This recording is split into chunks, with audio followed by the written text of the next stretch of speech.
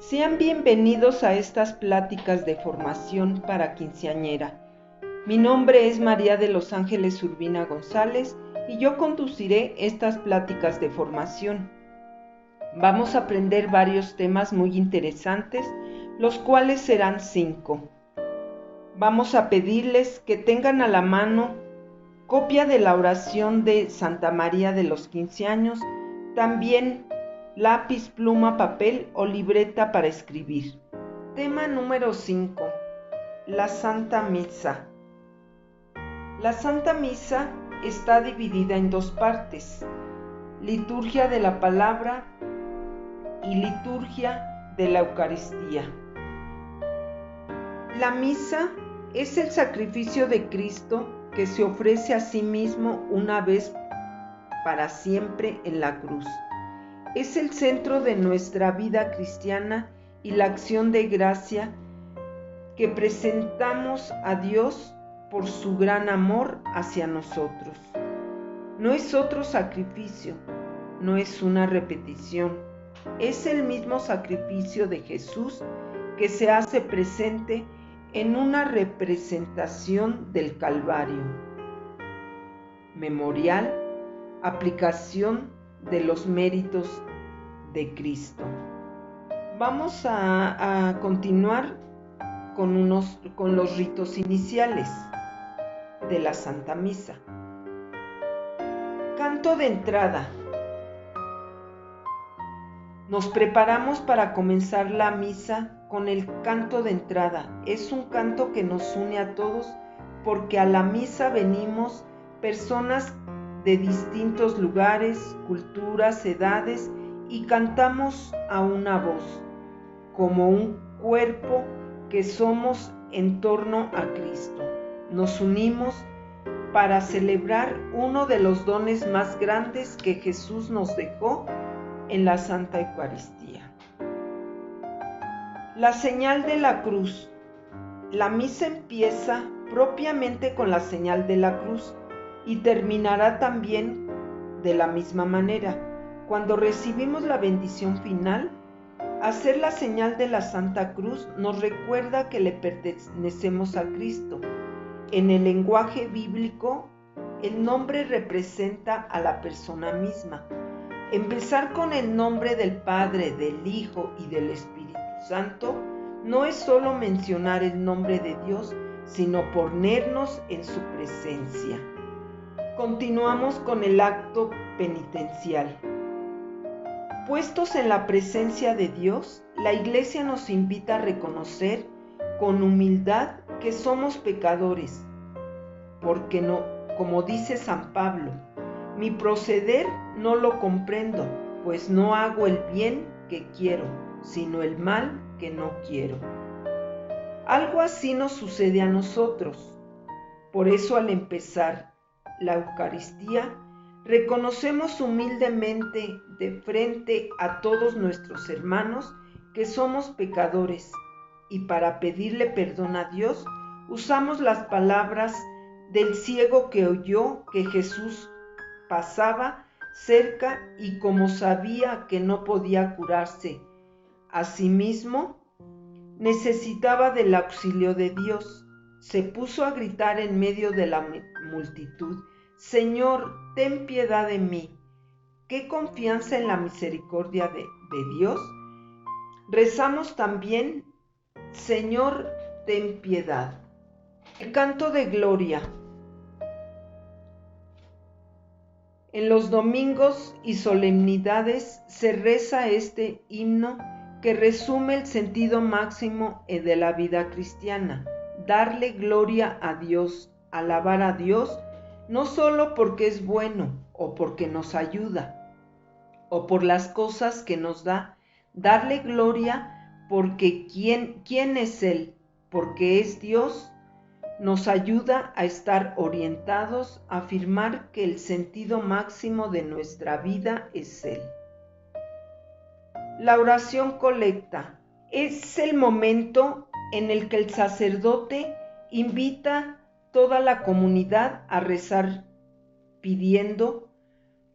Por eso, al empezar la oración, el sacerdote dice a todos: oremos, y extiende las manos en señal de súplica. Es el momento de recoger todo en silencio y pedir también al Señor por nuestras necesidades. Al terminar la oración colecta, todos nos unimos a lo que el sacerdote ha pedido, diciendo juntos: amén. Se llama colecta porque es la oración que recoge las peticiones de todos, porque como dice el Señor en el Evangelio, si 2 de ustedes se ponen de acuerdo en la tierra para pedir algo, lo conseguirán de mi Padre que está en los cielos. Y es una oración que nos une a toda la iglesia. Liturgia de la palabra. El Señor Jesús, antes de alimentarnos con su cuerpo y con su sangre, en la mesa del sacrificio, nos alimenta primero en la mesa de la palabra. A través de las lecturas, vamos a escuchar directamente a Dios que nos habla a nosotros que somos su pueblo. Lecturas. La primera lectura está tomada de algunos de los libros del Antiguo Testamento. Es importante meditarlas porque por estas palabras Dios fue preparando a su pueblo para la venida de Cristo y también nos prepara a nosotros para escuchar a Jesús, ya que en la primera lectura están directamente relacionadas con el Evangelio que se va a leer. Después de la primera lectura se lee el Salmo. Los salmos siempre han sido una oración muy importante en la historia de la Iglesia, porque cuando rezamos con los salmos, rezamos con las mismas palabras de Dios, palabras que Él pone en nuestra boca para que sepamos cómo pedir, cómo expresarnos. Con los salmos aprendemos a rezar, aprendemos a hablar con Dios usando sus mismas palabras que se convierten en oración. Segunda lectura. Está tomada del Nuevo Testamento,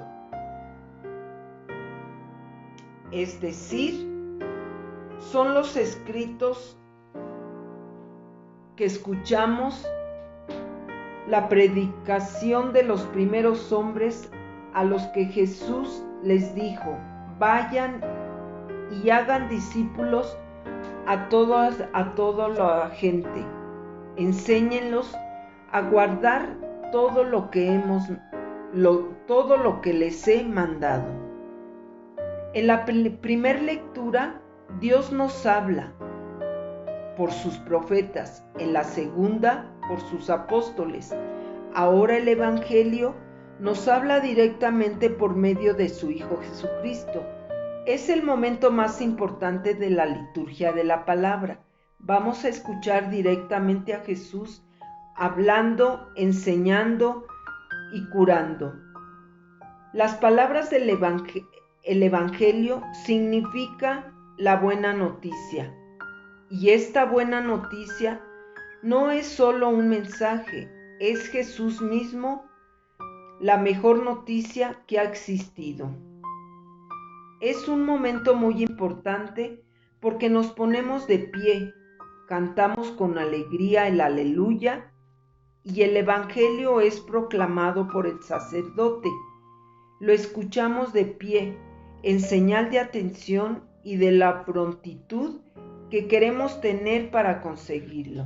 Y al iniciar, nos hacemos la señal de la cruz en la frente, la boca y el pecho, como diciendo que recibimos la palabra de Dios en la mente, la confesamos con la boca y la guardamos en el corazón. Y por último, la homilía. No basta oír las palabras de Dios, sino que también necesitamos que nos sea explicada de manera adecuada. Homilía viene de una palabra griega que significa diálogo, conversación. Es el momento en el que el sacerdote explica los pasajes proclamados para todos y entenderlos.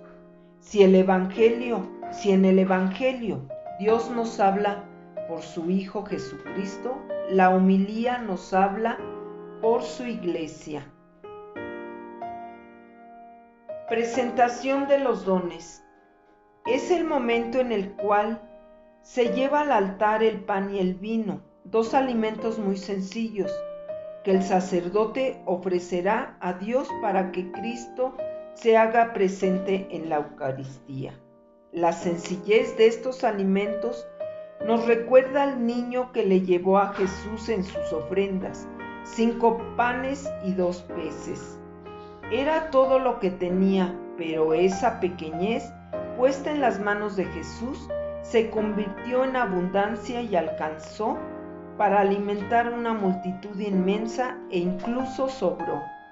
Así nuestras sencillas ofrendas de pan y de vino puestas en las manos del Señor también se convertirán en abundancia en lo más grande, en el cuerpo y la sangre de Cristo para alimentar una gran multitud que está hambrienta de Dios. En cada misa, nosotros somos esa multitud. Junto a ese pan y ese vino, le presentamos también a Dios de manera simbólica algo de nosotros mismos. Le ofrecemos nuestros esfuerzos, sacrificios, alegrías y dolores. Le ofrecemos nuestra fragilidad para que Él haga obras grandes con nosotros, para que cuando Dios convierta el pan y el vino en el cuerpo y la sangre, también nos convierta a nosotros y nos haga mejores y más semejantes a Él. La oración secreta. Terminada la presentación de dones, el sacerdote se inclina ante el altar y dice una oración secreta. Es secreta, pero no en el sentido que nadie la pueda conocer, sino en que la dice en voz baja.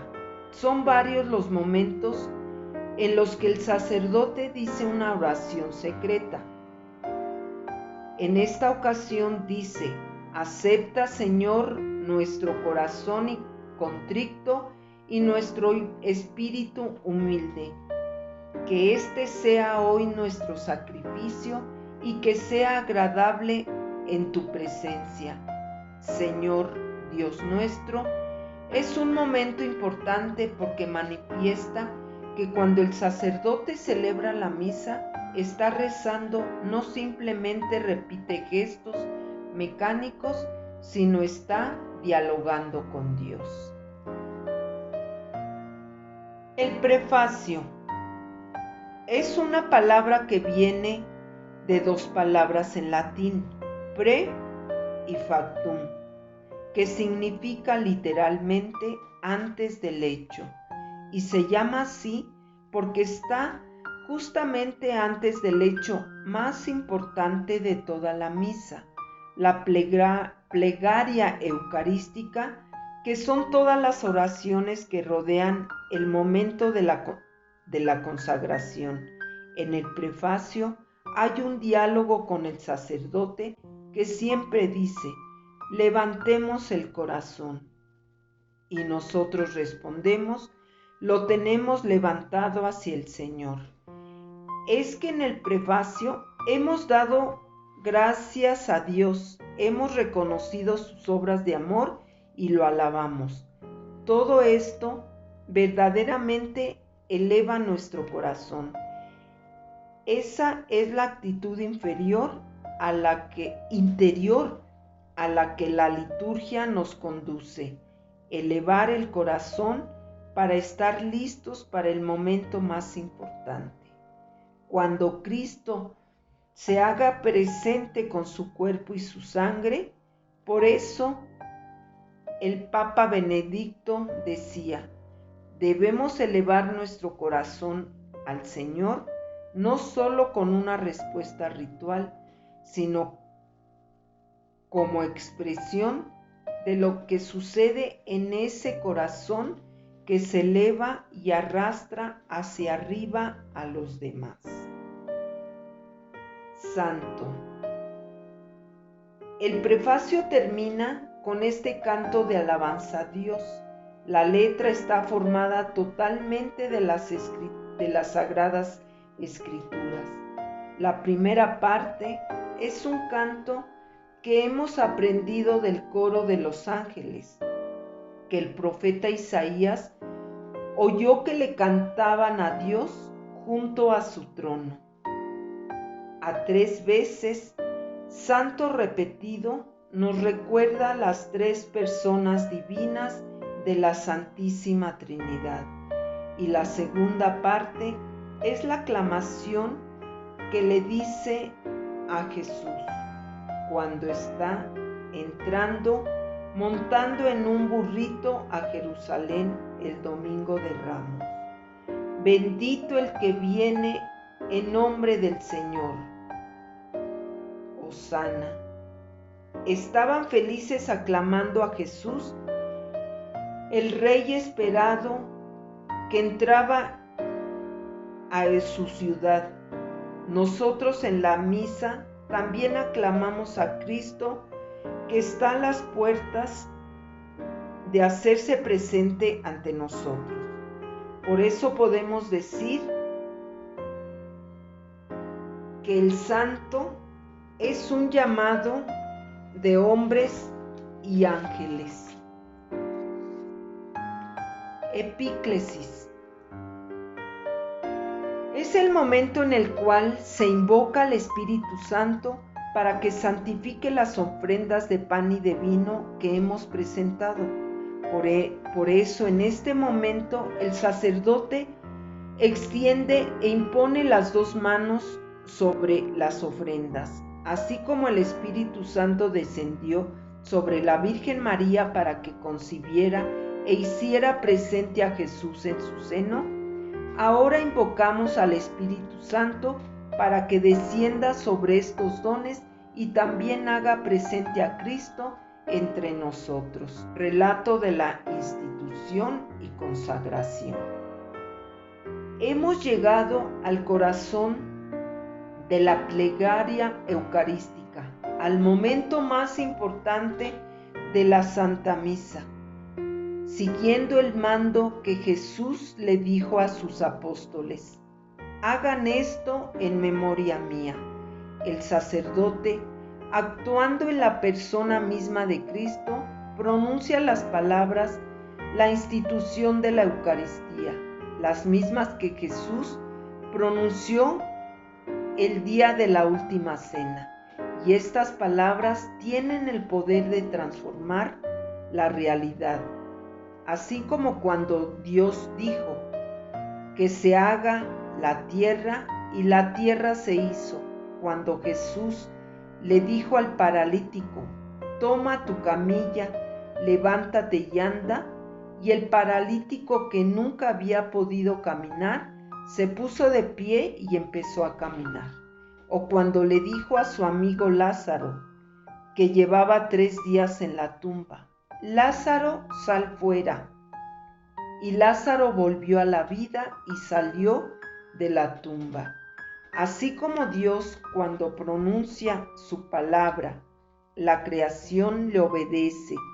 La misa, cuando Dios pronuncia sus palabras a través del sacerdote: tomen y coman de que este es mi cuerpo, tomen y beban esto que es mi sangre. Su palabra, que es eficaz, transforma la realidad, y las ofrendas de pan y vino dejan de serlo y se convierten realmente en el cuerpo y la sangre del Señor Jesús. Verdaderamente Cristo es su cuerpo y su alma y su divinidad.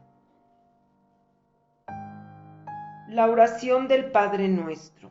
Antes de recibir la comunión, la Iglesia nos invita a rezar la oración que Cristo nos enseñó. Cuando rezamos el Padre Nuestro, el Padre reconoce la voz de su Hijo unigénito en nosotros. Y es así porque cuando rezamos el Padre Nuestro, estamos rezando no con nuestras palabras, sino con las palabras de Dios, con las mismas palabras con las que Jesucristo nos enseñó a rezar. La oración no es Padre mío, sino nuestro. Es una invitación al amor entre nosotros, a la fraternidad, a la hermandad, a la reconciliación. El Papa Francisco lo ha dicho muy claramente.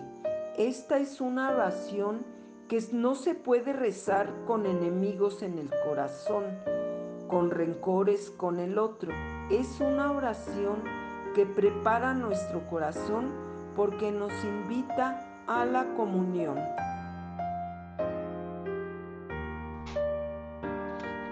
¿Cuántas veces hemos dicho, me muero de hambre? Tanto así nuestro cuerpo rechaza la experiencia de tener el estómago vacío, que nos expresamos así, pero tenemos un hambre más profunda aún, el hambre de Dios. Cristo se hace alimento porque no quiere dejarnos vacíos. Él ha venido a traernos vida y vida en abundancia. Es el momento de la comunión. Es cuando el sacerdote se acerca a distribuir el alimento de la Eucaristía. Se llama también comunión porque al recibir el cuerpo de Cristo entramos en una íntima y profunda común unión con Él.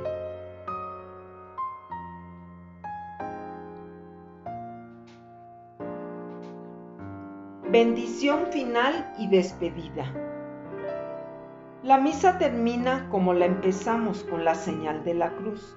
Podemos ir en paz porque hemos visto a Dios y nos hemos encontrado con Él y estamos renovados para seguir en la misión que Dios encarga. Al terminar la misa, el sacerdote nos da la bendición final. La palabra bendición viene de dos palabras, bien y decir. Decir bien de alguien. Generalmente cuando alguien nos halaga, eso no nos hace ni mejores ni peores personas. Pero cuando Dios dice bien de nosotros, su palabra sí nos hace distintos. Nos da esa gracia para liberar el buen combate de la fe. Así termina la Santa Misa y estamos listos para seguir adelante con nuestra vida cristiana. Terminamos el tema número 5. Con este tema damos por terminada la preparación de formación para las quinceañeras. Van a tener una actividad de unas preguntas abiertas. Gracias.